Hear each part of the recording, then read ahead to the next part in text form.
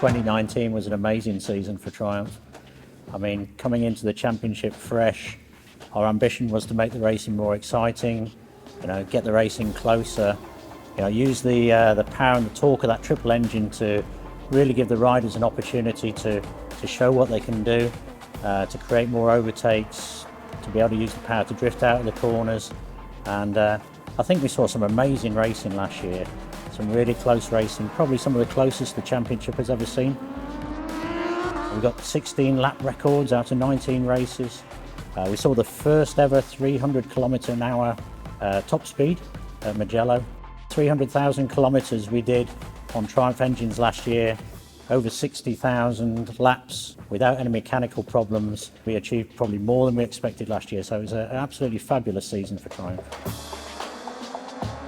We've taken the data and the knowledge that we've gained from that to make some significant improvements for this year, and a lot of that improvement has been around making sure that we can remove some of the restrictions or reduce the restrictions on the over-rev.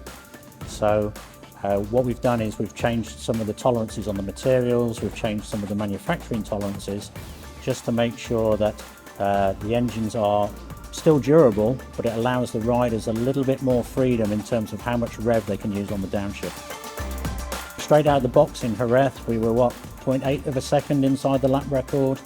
The test in Qatar, we were inside the lap record, and then again in the race, I think we were half a second inside of last year's lap record. Straight away, what we're seeing is the guys are using that additional performance out of the engine, but also they're using the knowledge that they gained from last year to really, push the limits again. And I think we'll see that at all of the circuits going forwards. This year we've launched the Triumph Triple Trophy, an incentive from Triumph to recognise that it's not just all about the race win in terms of demonstrating the performance in Moto2. The championship is based on a point scoring system. So we have 7 points for the highest top speed. We've got 6 points for the pole position, and then we've got 5 points for the fastest lap during the race. There's a prize at the end of the season for the rider with the highest number of points, and we're going to give that prize as a Triumph Street Triple RS 765. This is a superb machine. Obviously the engine that the guys are using in Moto2 is based on the engine in this bike. Coming off the back of Qatar, we've got Ramirez and Schrotter actually in joint first place. So that just demonstrates it's not just purely about the race winner. The Triumph Triple Trophy is really going to bring a lot of other people into the limelight.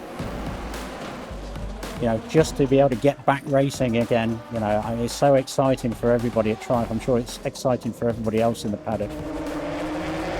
Just to hear the sound of those triple engines on the start line again going round, it's something that we've desperately missed, and something that we're really looking forward to starting again.